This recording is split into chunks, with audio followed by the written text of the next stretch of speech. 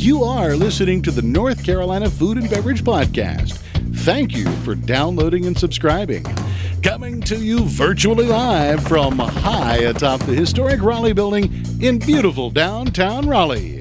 The NCF&B takes the listener behind the scenes to tell the stories of the people that contribute to the creation of the food and beverage community of North Carolina. And now, the misfits in the dish pit, the faces of the front. They are Max Trujillo and Matthew Weiss. Hello, and thank you for listening to the North Carolina Food and Beverage Podcast. I am your co-host, Max Trujillo. And I am your co-host, Matthew Weiss. And we have three very special guests today. Guests that are all contributing to our restaurant world in various ways. So first, owner of Koan and Soka is Sean Degnan. Welcome, Sean. Hi, thank you. Thanks for having us. And then, of course, the chef of said restaurants, Chef Drew Smith. Welcome. Hey, how are you? Thanks for having us. Thanks for being here. And then somebody who contributes to the restaurant world in many different ways.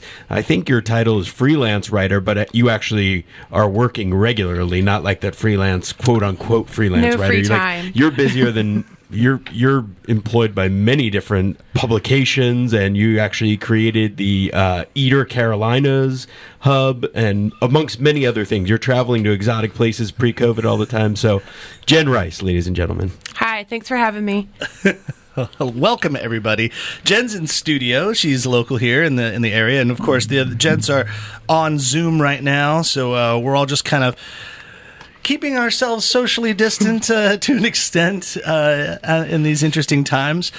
But let's kind of talk right at the top about why the three of you might be somewhat connected in a sense. And Jenn, I'm looking at you when I say this.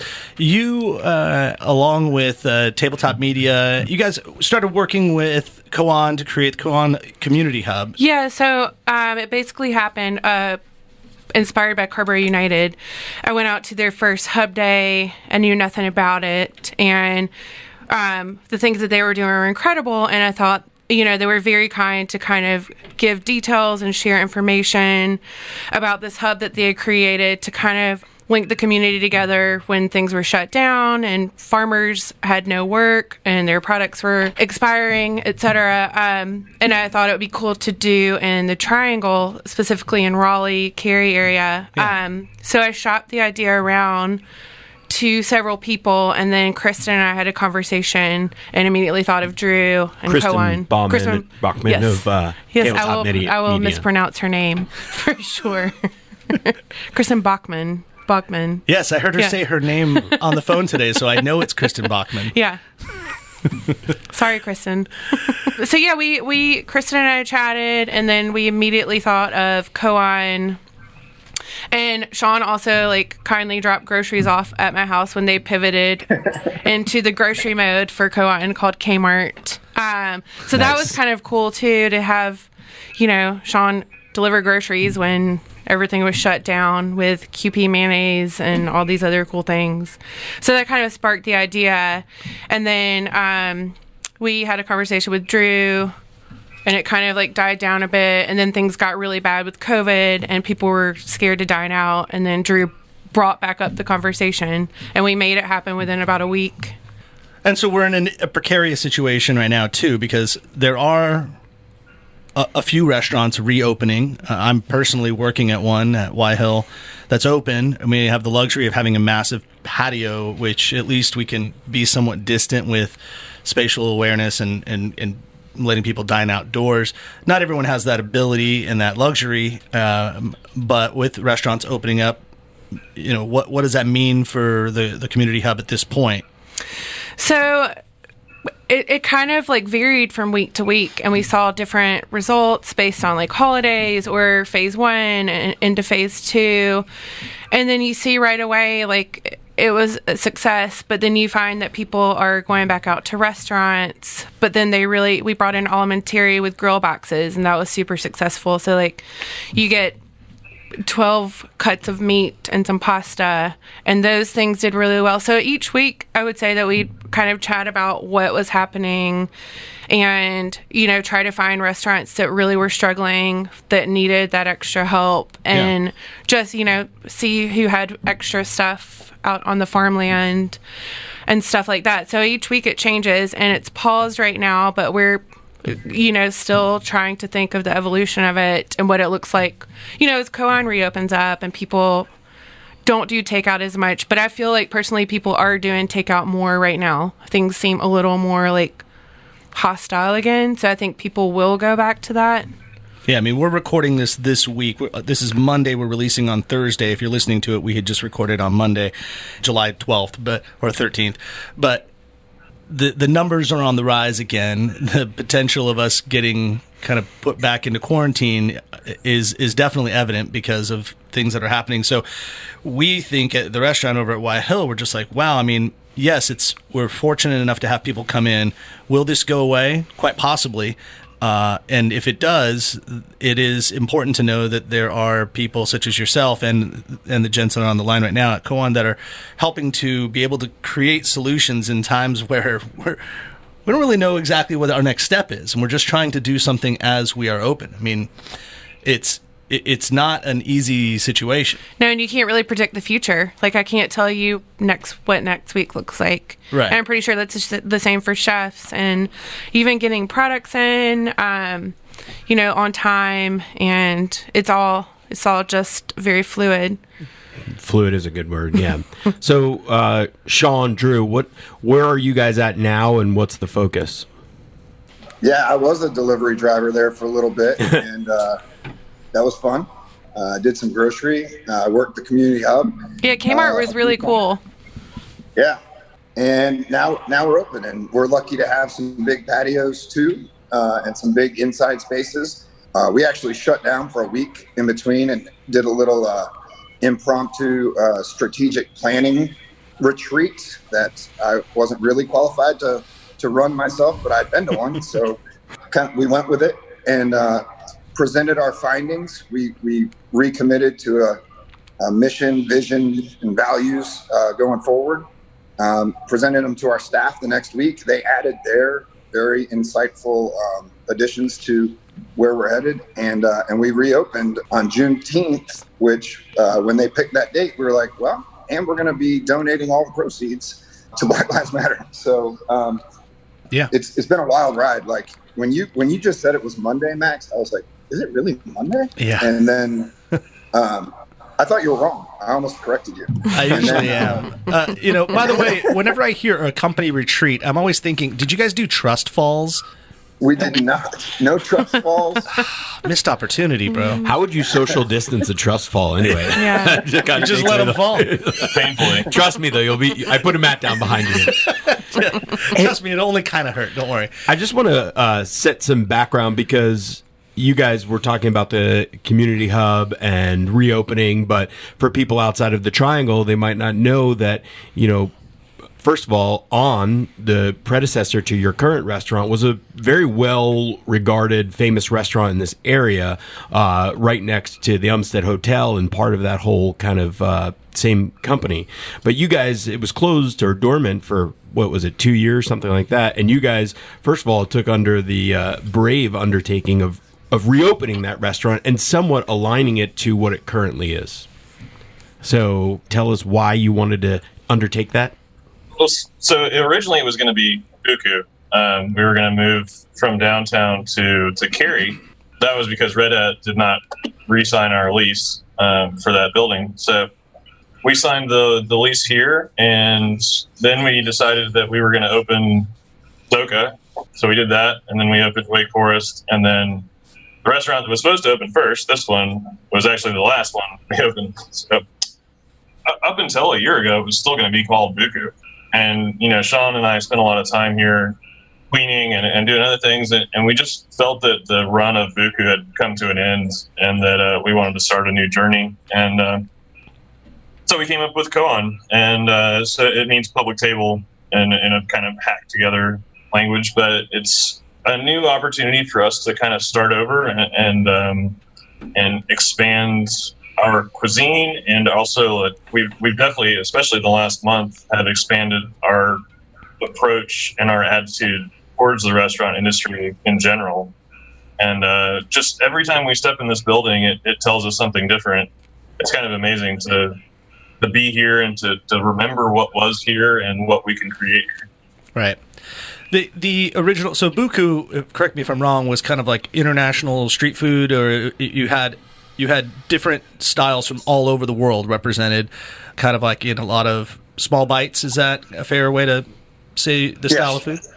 Yeah, I would say so. We focused on street food, elevated street food from around the world. And Koan is focused on my travels when I lived in Vietnam and all the food that I really enjoyed when I was traveling. And so that's kind of how I'm reflecting my story through the food here.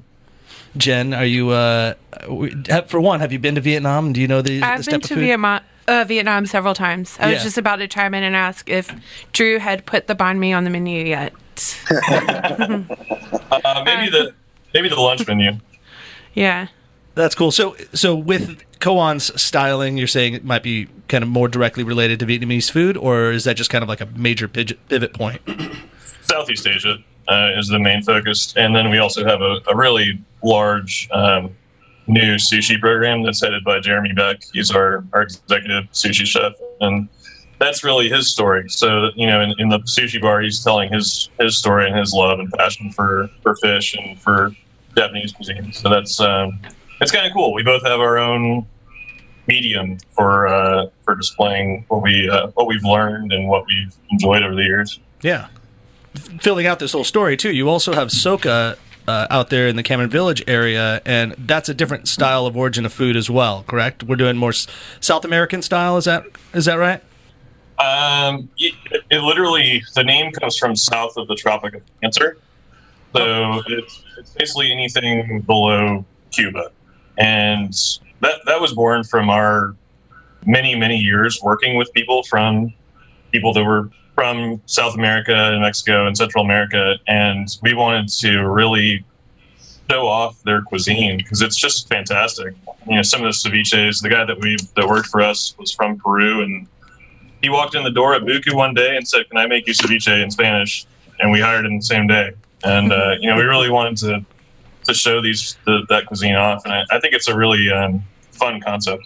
Okay, quick interlude for a ceviche tip here while you're at that. So I have this argument with my brother. I believe, and when I've made ceviche, you need a 4-hour minimum cook time. He's like, "Oh no, 15 minutes and you're good." I did not like his ceviche for 15 minutes. I thought mine was much better. What say you?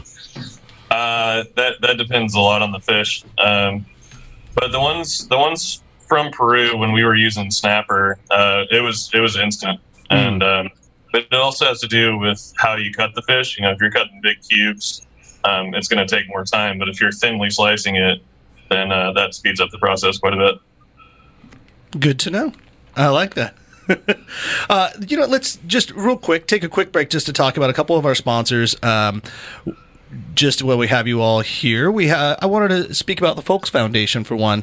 Folks Foundation, of course, champions of all good things crafted in North Carolina and the folks that make them. Folks Foundation is a 501c3 nonprofit, and through their ongoing grants and their publication, the Folks Journal, they help feature artists, artisans, people that craft amazing items. Comes from music, from art, from food, podcasts, let's say. They do a lot. They have their new vinyl album called The Carolina Quarantine Project, where Carolina-based musicians or duos showcased music they wrote while sheltered in place. It's already on sale. You can go to folksfoundation.org and get the album. It's actual vinyl. It's cool. It's a fun way to listen to music, and all the proceeds of the sales go directly to the artists. So one last time, go to folksfoundation.org.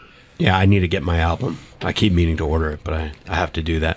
But Max, you know what else this reminds me of, especially talking about the community hub and stuff, and we are happy to welcome back Hungry Harvest to our family of sponsorships here. That's right. Save a trip to the store and get fresh farm produce. Kitchen staples, pantry items delivered right to your door. Doorsteps starting for just $15. Yeah, Hungry Harvest, they create weekly variety boxes of healthy produce. They pack them up in their facility, which is right here in the Triangle, and it makes no contact delivery directly to your door with a team of their local drivers. Yeah, spark up your creativity with a new mix of produce each week, or you can customize your order for free, mixing and matching your produce to make sure that you get the right harvest the way you would like to cook. They use conventional and organic options, as well as 3 harvest sizes to choose from. It's easy to find the right fit for you. So, sign up at hungryharvest.net, use the promo code NCFB30, and get 30% off your first harvest. So, thank you all for taking a quick moment. Let's get back to it. In kind of speaking about being reopened, I'd like to know, since you've only been open since Juneteenth, it's not been so long, how has the community embraced your reopening? Well, one of the things that I heard a lot of in the first week, I guess we've been open like 2 weeks and 2 days. A lot of the recurring themes are, well, we haven't been out to eat since March so-and-so, or we haven't been out to eat since February so-and-so. And that's, that's kind of special that people are choosing to eat with us after they've, literally been in quarantine for 2 or 3 months.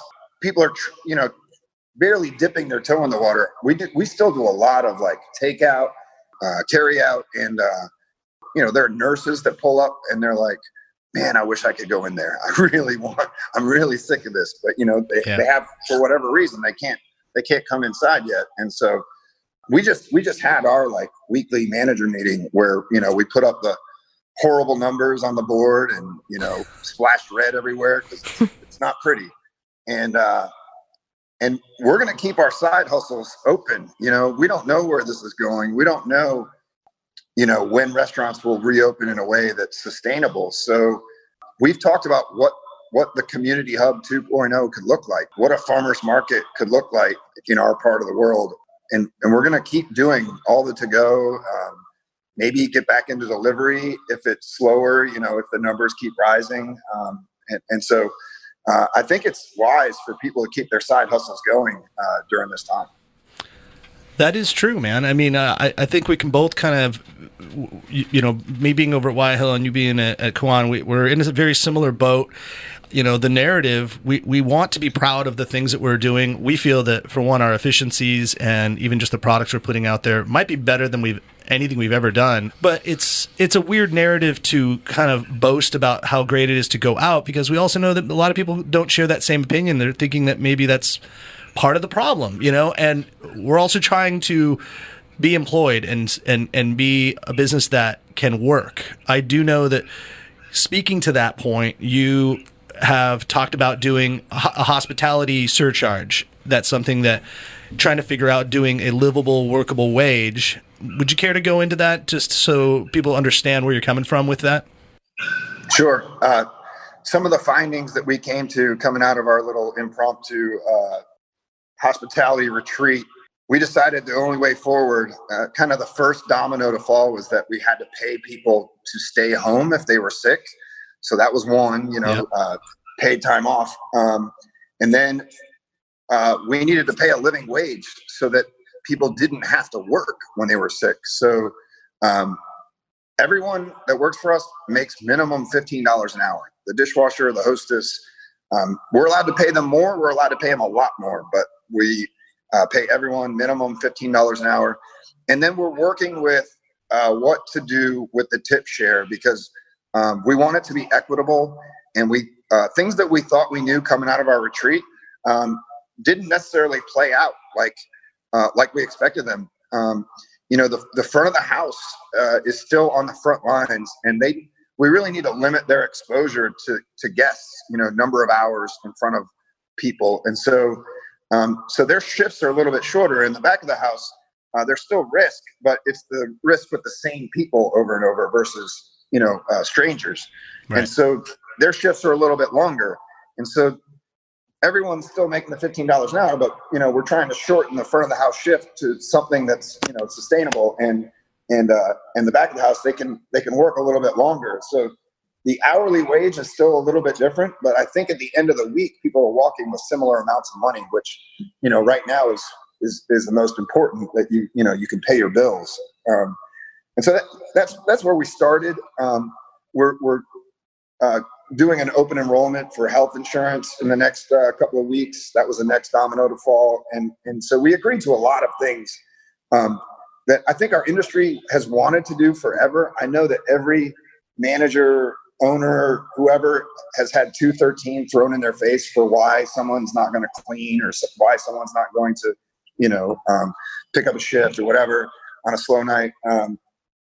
I was very happy to get rid of that. It was Drew that came up with the hashtag 86213. I thought it was brilliant. And we've been moving forward from there. I'll let Drew kind of add to it, because he was a big part of creating this. Yeah, and just to put it out there, 213 is in reference to what the hourly minimum wage is for servers that are in a tipped position can earn federally, and North Carolina is one of the states that practices that rate. Right. Well, that's the minimum that they have to be paid. Correct. That they get. Right. Yeah. Right.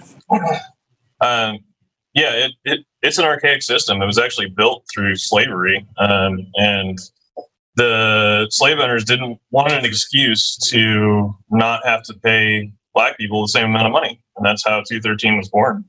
And I don't think a lot of people know that, but if they did, they would probably not support it like they do. And that was a huge part of our reasoning for doing this. And also, it's archaic, and it's weird. The rest of the world doesn't do it. No one else tips anywhere else in the world. It's only an American thing. And there's some instances, but in general, it's a very Americanized thing, and we think it's just time for us and every restaurant to pay the people what they're worth, and give them money to live on.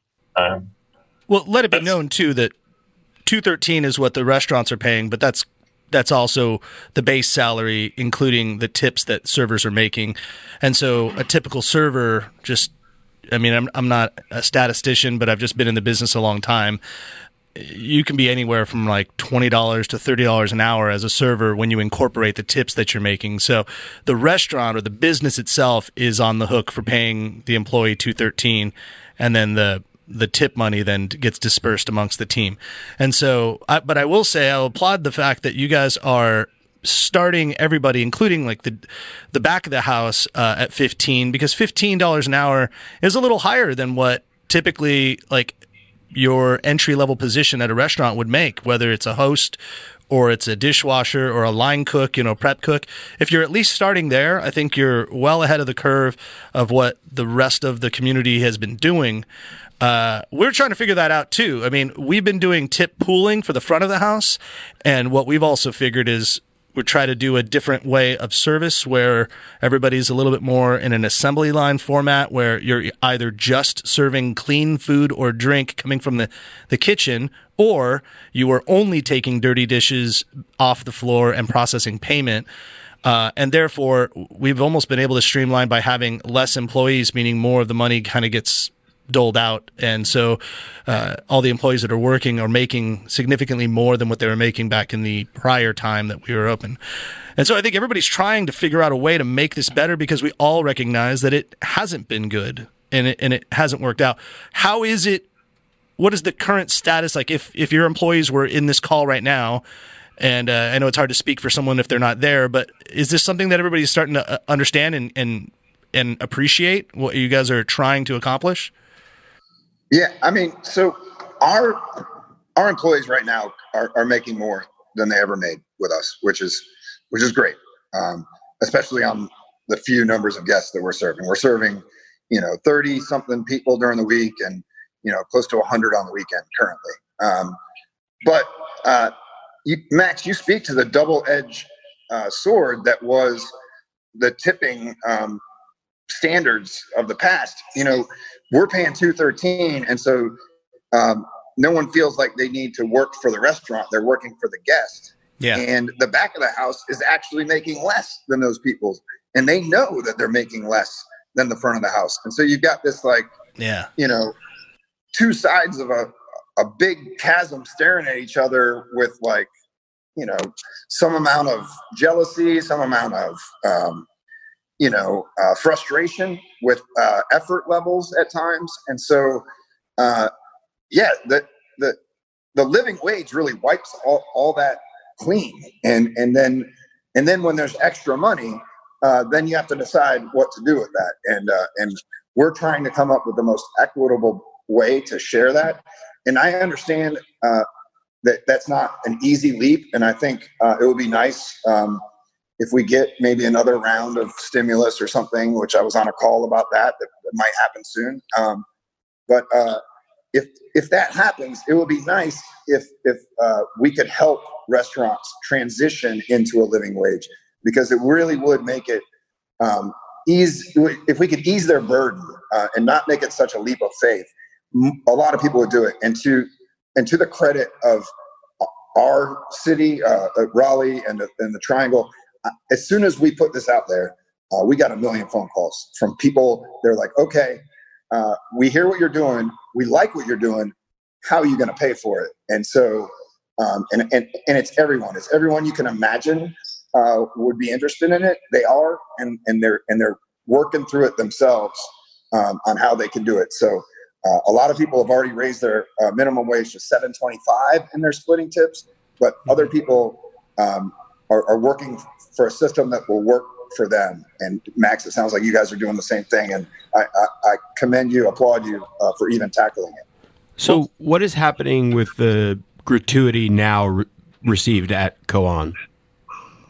Currently, the gratuity is split the way the law is written between people who interact with the guest. So it can be hostesses, it can be servers, it can be back waits, it can be sushi people who are like serving food to the guests. Right.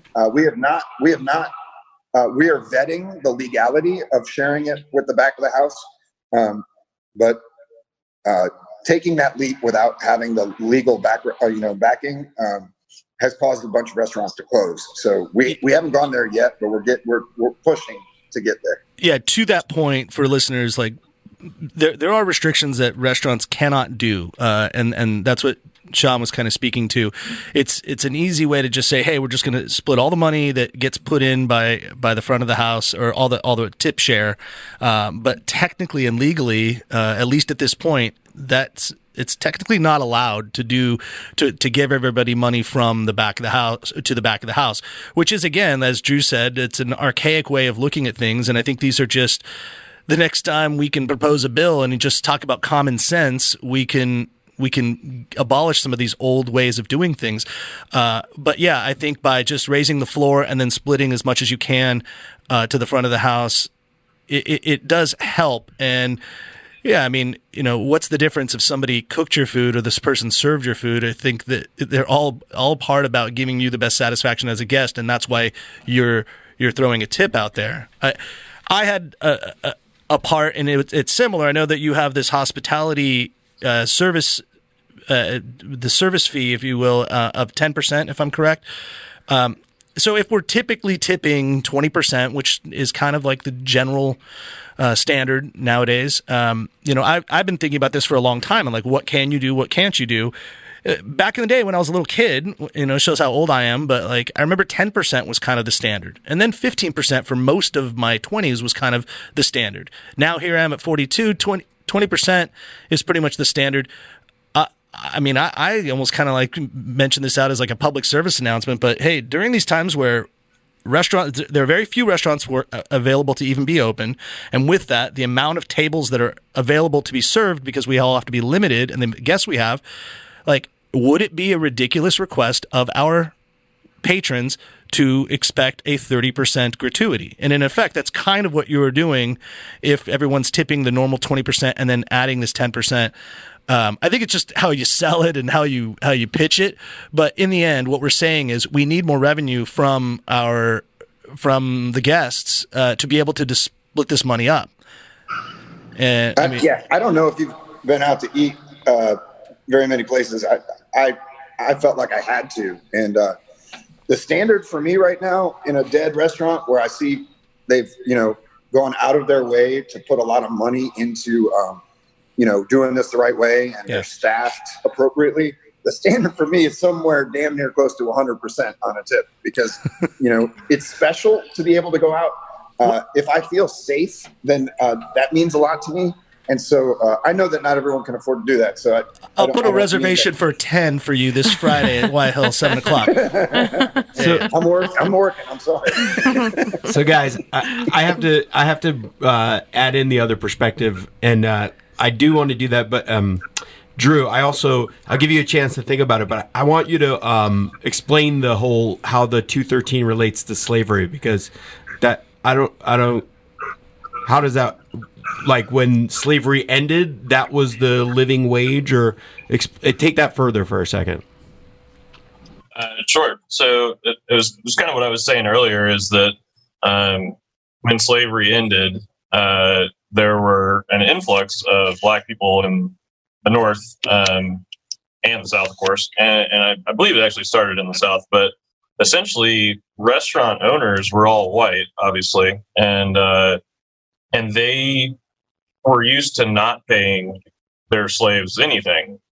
And so they came up with this system to pay them less than what everyone else gets paid, and then encourage a service charge or a tip or a gratuity to make up for that lack of wages. Basically, taking the weight off of the restaurant owner and putting it onto the customer at that point. Because they didn't want to pay Black people the same amount of money.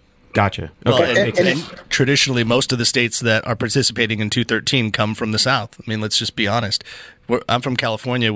Servers get paid the federal minimum wage or the state minimum wage, which now is like, I haven't been there in a while, but I think it's like $12 or so. It's like exceptionally high from what everybody else is getting paid. Yeah, sorry, I didn't want to get off topic there but thank you for clarifying that. Now it makes sense.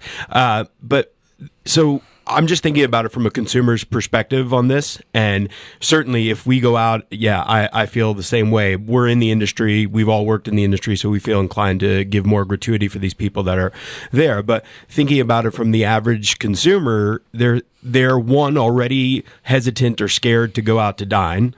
And then secondly, so they think, okay, well, if I am going out to dine, I'm going out to support my local restaurant, then I'm paying more already than I would normally pay.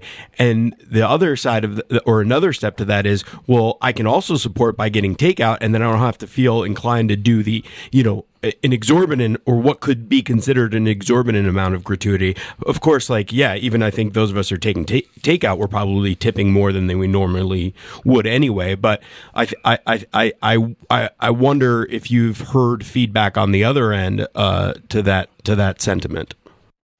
Sure, we certainly have. We read Reddit and things, and so we know there is a negative to everything. But I mean, coming out of quarantine, coming out of lockdown, we just value things more than we used to. We didn't know it was ever going to go away. So being able to go out to eat on your birthday, when I had my birthday in May, my wife was like, I'm a little bit jealous that you got to have a COVID birthday. And I was like, well, Mandy, I think that everyone's going to get to have a COVID birthday, unfortunately. And but when you go out now, it's really special. Especially if it's not counter service, especially if it's not takeout. It's special to be able to go out and dine, and so it's worth more to me. And I think it just naturally is going to trend in that direction. You're not going to go out as much. And so you have a little bit more expendable cash. I mean, if you have a job, if you're lucky enough to have a job, Sure. So that you cobble together maybe some of your fast food experiences into a, fine dining or a casual fine dining or just a, casual full service restaurant experience or bar experience because you miss it, and you're sick of cooking for yourself. And so I think it is worth more than it used to be.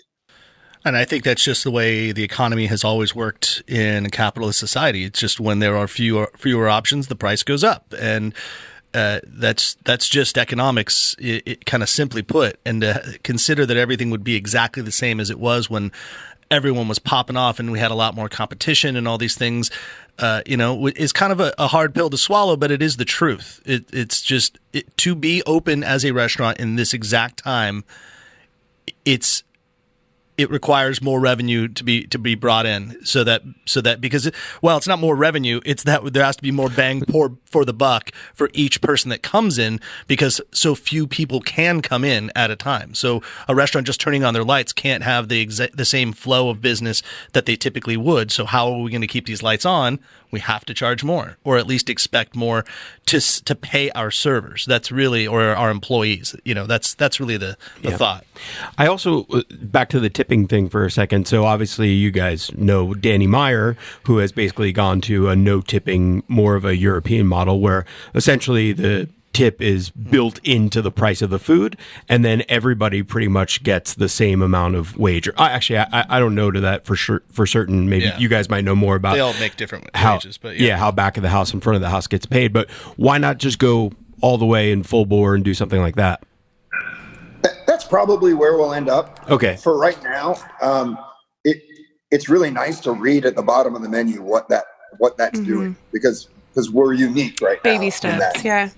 That 10% is paying for someone to be at home when they're sick, because they're getting paid, to be at home the same that they would as if they came into work. We're incentivizing them to stay home. But also it's paying for their health insurance. It's paying a living wage so they don't have to work sick. So it probably could have been built into the menu cost from the beginning. But for right now, while not everyone's doing it, I think it's worthwhile having it on the menu and letting people see what we're doing. And they might miss it. They might miss it otherwise. Matt, I don't know if you remember this, but in our journeys to New York, when we did our New York week on the podcast, we did dine at Gramercy Tavern, a Danny Meyer restaurant, and we had a conversation with the bartenders there. We also interviewed Randy Gratuity, who is the CEO of Shake Shack, also a Danny Meyer establishment, and we talked about it in a few different ways. And Randy, we just kind of said on a scale of 1 to 10, how's this going? 10 being great. He's like, it's like a 7. And so, he wasn't completely sold that the no tip model was exactly perfect. And then when we spoke to bartenders that were in New York, in Manhattan, and arguably at one of the greatest top line places, how is this working for you? They're like, it's okay. And I think we asked them to, extrapolate that idea, and they're like, it's fine. We're all getting paid fair. But when it was the old way and you're at Gramercy Tavern, you'd get a high roller come in there and just drop a few bills in gratuity because they could, or they wanted to, or they wanted to show off, or because they're kind and generous. But by saying kind of eliminating the tip, it's that doesn't happen as often any longer. And so, just like in Europe, when Americans come in and they tip to the server, it's almost considered disrespectful to leave tip. They're like, no, man, this is what I make. This is my wage.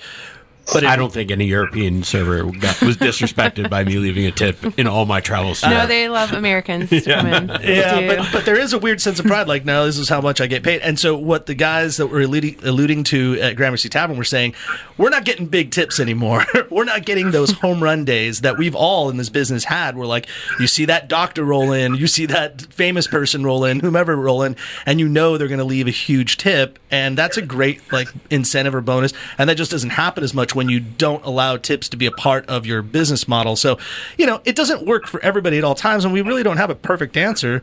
Everyone's listening, hey, I've just listened to 40 minutes of you guys talk about nothing, and basically in the end you have no answers for anything. Well, no, I think, Sean, I think what you're getting at in a way, because you're saying that people are getting paid when they are home, which is much more like a salaried position in any other industry, that, if you could take a sick day or you take paid time off, versus the restaurant where you're essentially a contracted employee where you work there but you get paid in gratuity essentially. But what you're doing is you're making sure, hey, you're going to make this money. It's almost like a salaried position in that sense, because you're going to get money when you're home. So if we can find more money to do that, and I'm not sure that it's or at least directly on the consumer? I'm not sure of the answer to that. I guess I don't have the answer, but I think that is a even closer model to truly everybody be feeling happy and taken care of.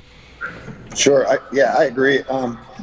I actually don't know how to stop people from leaving a cash gratuity. Like, I don't even know if that's like possible. Yeah, don't stop them. If I leave $100 bill inside of my check, someone's going to take it. You're not going to drive it back to my house. Yeah.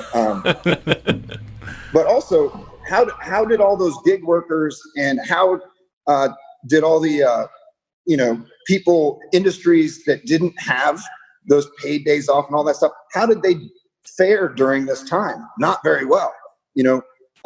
There's been a lot of talk about restaurants, and I appreciate the sentiment, but my friends that play music and my friends that are artists and cobbled together different gigs, like, they got screwed in all this, and they need to bail out worse than even us. And the bar people, and the freelance writers.